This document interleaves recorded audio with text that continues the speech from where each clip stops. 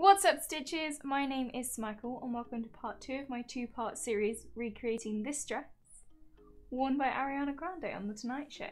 If you're new here, my name is Michael and I've been knitting for 10 years and it's my most favourite thing to do, and so I decided I would document my knitting to you guys. In video 1 I showed you guys how I did the bandeau portion of this top using increases, decreases, short rows and then blocking it. If you haven't watched part 1, I'll put it somewhere around my head and in the description so you can check that out before watching this one so you're up to date of where we are.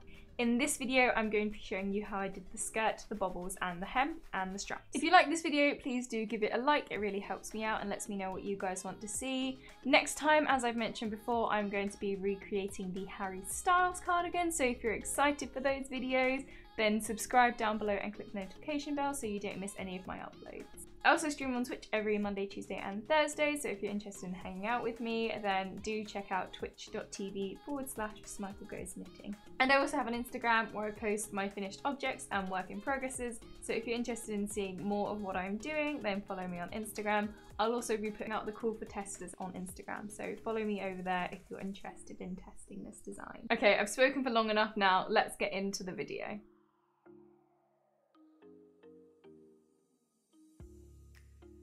Now we need to work the first row of the skirt and we want that ruffle effect that Ariana has on the dress. So what we're doing is we're increasing the size of the needles from 4mm to 6.5mm and we're knitting into the front and to the back of each stitch. So you want to knit normally, pull the yarn through but don't pull the stitch off the left hand needle, and then you want to go into the back of the stitch and then knit that, then pull it off the needle.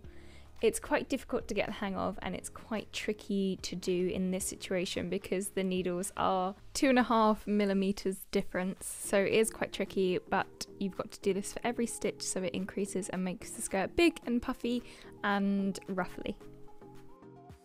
This is probably going to take a long time, so if you do intend to do this, block out a big portion of time. This probably took me about 25 minutes just to do this one row, so it's advisable that you don't start this to be a quick project. Moving on to row 2, we will be doing the same technique of increasing, so knitting into the front and into the back. However, we're going to be doing this for every other stitch. So the pattern will be knit 1, increase 1, and then we'll just repeat this until we get to the beginning of round marker. This, again, is not as difficult as the last row because you are knitting 1 and then increasing 1, and the stitches are all used to being on 6.5mm needles. However, it's still very lengthy, so again, not for people who want quick projects. Now we move on to the part of the dress which makes it incredibly unique, and it's the bobbles, and personally my favourite part of the dress. So to achieve these bobbles you do the bobble stitch, and that's achieved by yarning over, knitting into a stitch, yarning over, knitting into a stitch, and then yarning over and knitting into that same stitch for the third time, so you have 6 stitches in that one stitch, and this is where the bobble is going to be. Once you've yarned over and knitted into the same stitch, you then want to turn around your work and you want to slip that first stitch purlwise, and then you want to purl the other 5 stitches.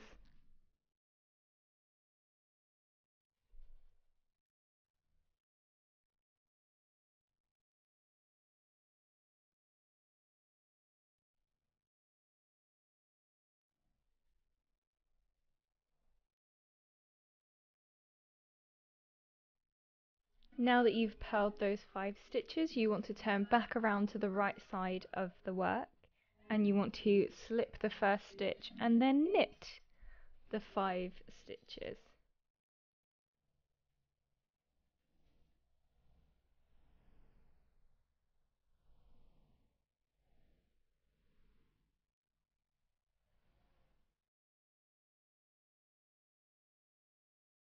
Now that you've done that, you want to turn back to the purl side and then you want to purl 2 together, and you want to do that 3 times, so you'll be reducing those 6 stitches to 3 stitches.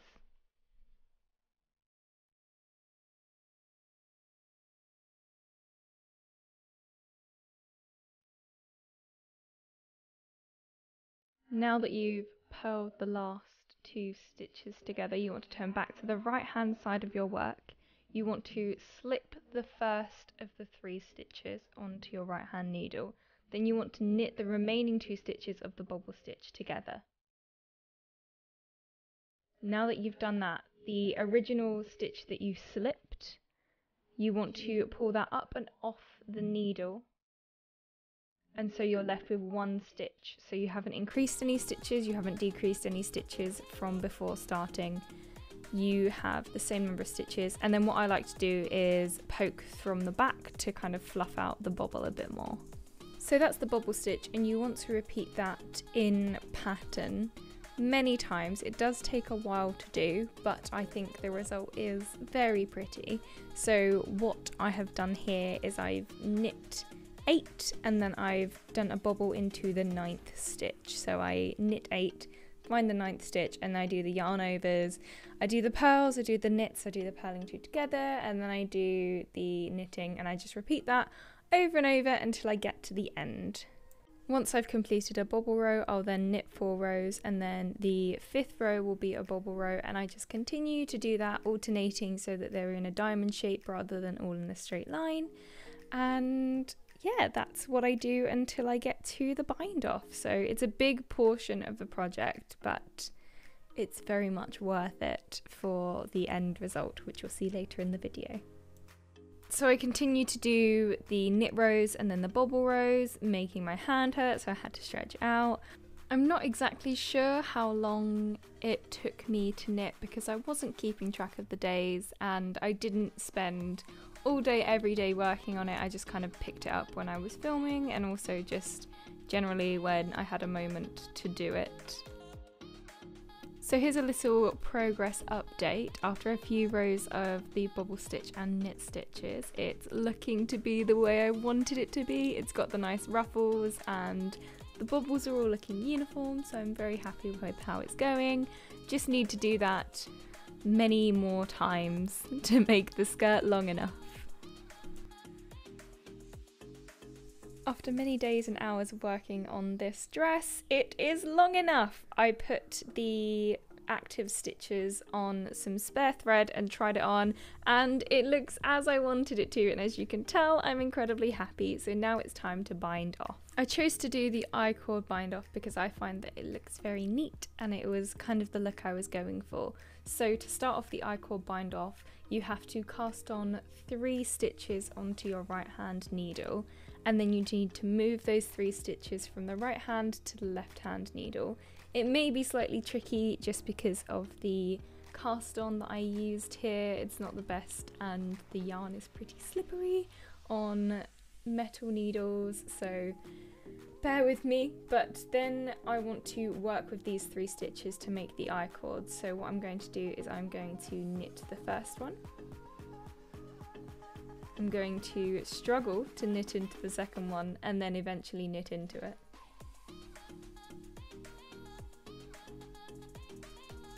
And then for the 3rd stitch that you cast on, you want to knit 2 together through the back loop. So you'll be knitting the stitch you just cast on plus one of the stitches you already had on your left hand needle.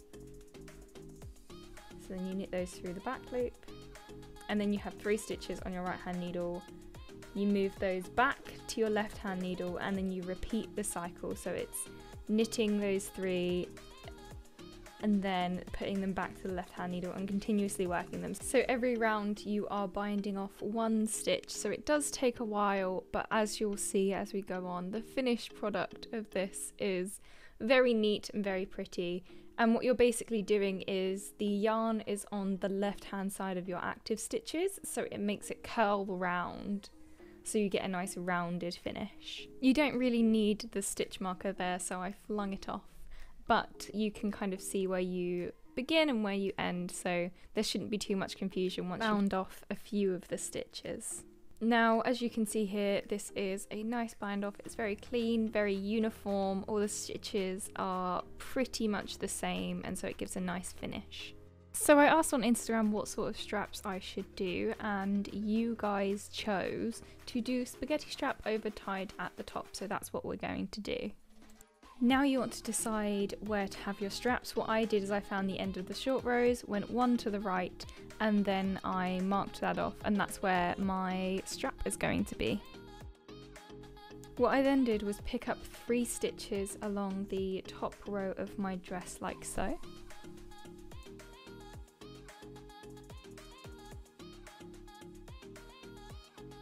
Then I just did a basic knot with the working yarn and the tail yarn just to secure this strap into place.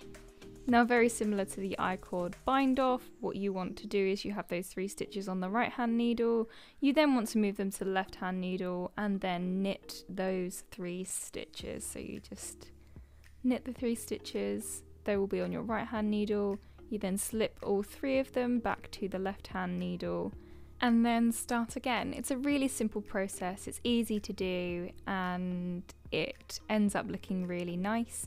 One piece of advice is I would knit the first stitch quite tight of each kind of round, because then it just gives it a bit of a cleaner finish. And now you just have to continue knitting these rounds until it gets to a length that you want it. I personally wanted it to be around 15 inches long. I know I work in inches and I live in the UK. I should use metric. I just had old-fashioned parents who used inches, so I now use inches. So after many rows, eventually my strap was long enough. It was a little bit too long, as you see in this clip, and I did take a few rows out, but it was nearly done. I then cut the working yarn, leaving a little bit of length so that I can attach the strap to the back of my dress, because I want it as a spaghetti strap rather than a halter. Now you want to grab your tapestry needle and thread the tail of the yarn that you've left into the tapestry needle, because you're going to be using this, doing a variation to the Kitchener stitch to attach your strap to the back.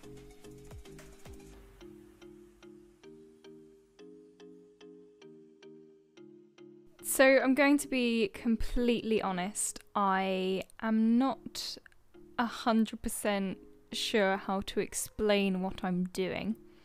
This is called the half grafting stitch because I've got some live stitches and I'm attaching them to the cast on edge. I don't understand it well enough to explain it because this is the first time I've ever done it, and I did it with the instruction of a video. So what I've done is I've included that video down in the description section, so if you want more details on how to do this stitch and attach your strap to the back of the dress, then watch that video. I'm very sorry. Now you want to do the same thing for the other side and then you will be done. It's time for the big reveal.